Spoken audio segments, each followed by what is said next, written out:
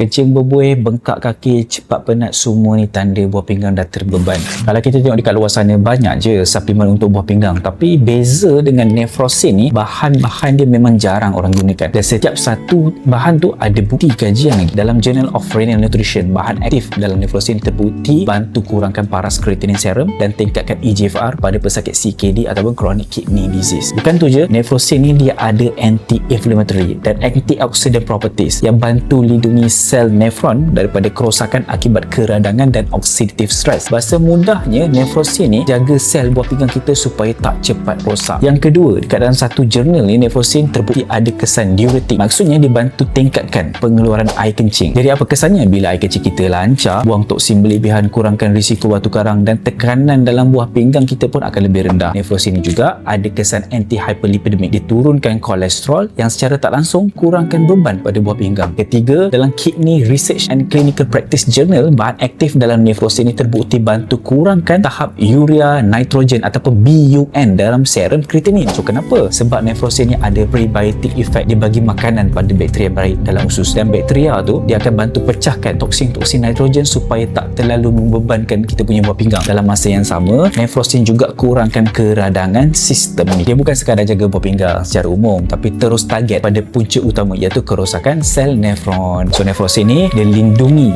dan repair, bantu flushing, kurangkan beban, kawal toksin daripada usus. Formula ni yang membuatkan Nephrosin ni unik lah daripada suplemen-suplemen biasa lain. Itu sebab ramai pengguna bila amal Nephrosin bukan setakat simptom macam bengkak kaki, kencing berbuih atau cepat penat tu berkurang tau, tapi dalam report darah doktor pun nampak kesan kreatinin terkawal, GFR pun lebih stabil. Dosis Nephrosin Furamate ni ada 500 mg dan tuan-puan boleh amalkan dengan ambil 2 pagi dan 1 waktu malam. Andai kata tuan-puan ada amalkan ubat daripada hospital, kita minta jarakan 1 jam baru ambil Nephrosin ni. Dalam tempoh 90 hari, kalau tak ada apa-apa kesan walaupun perubahan kecil, jangan risau, HQ Furamate ada sediakan money back guarantee. So mengikut kajian daripada pakar perubatan, Nephrosin ni kena ambil sekurang-kurangnya dalam tempoh 90 hari. So set yang paling sesuai untuk permulaan, boleh ambil set 4 percuma 1. So macam mana nak dapatkan? Boleh tekan saja butang yang saya sediakan di bawah.